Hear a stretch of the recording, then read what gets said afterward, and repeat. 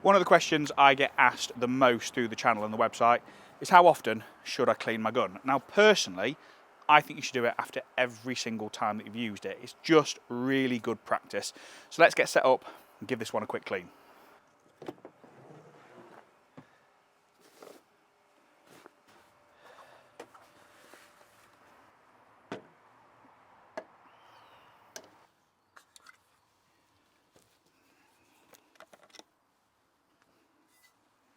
So as you can see, I've got the gun split down into its 3 components, and I'm going to start with the barrels first. As you can see, they're nice and dirty from today. We've been out filming with this one.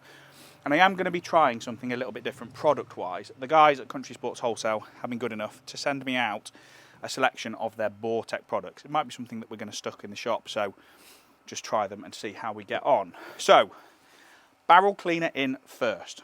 Little squirt, just getting ready to take out that unburnt powder. Just going to let it stand for a moment, just to let that oil do its thing. Now you will find that you do get a little bit of rubbish into the action. I like to just keep a little microfiber cloth, a little bit of oil, and just wipe that out while the gun is sat around loosening up the barrels. So now that the barrels have had a little bit of time to sit with that barrel cleaner in it, I'm going to start off with the jag first. So I've got a piece of cleaning cloth in, wrapped it around the jag. I'm going to go straight in and take out the majority of the unburnt powder. As you can see, lovely and filthy.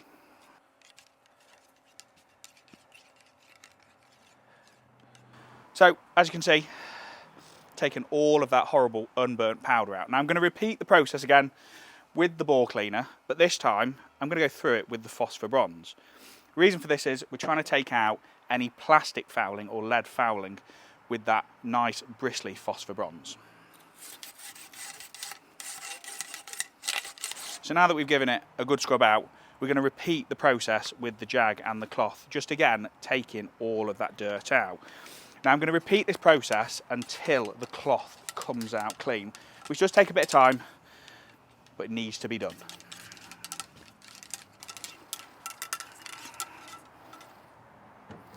So it's coming out pretty clean now, which means we've got, if not all, / most of that coming out of the dirt coming out of the barrel. So my final process for the barrels is swapping onto the fluffy mop. I'm going to use this just to coat the inside of the barrels with a little bit of gun oil. Now, once you've cleaned it, obviously you've taken all the minerals out of the barrels. It's good just to replace them and give them a nice little coat.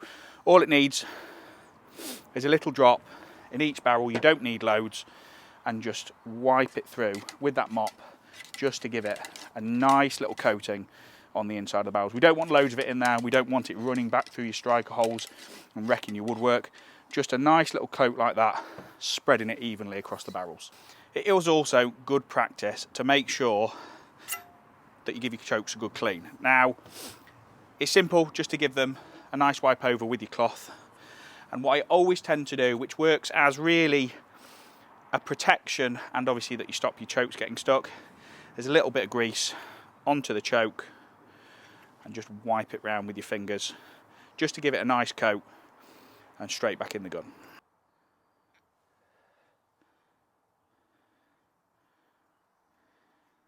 So now that you've got your barrels and your action all nice and clean, my last process is putting a little bit of grease on the areas of the gun that see the most friction. Now this would be on the hooks on the barrel and on the knuckle of the fore end.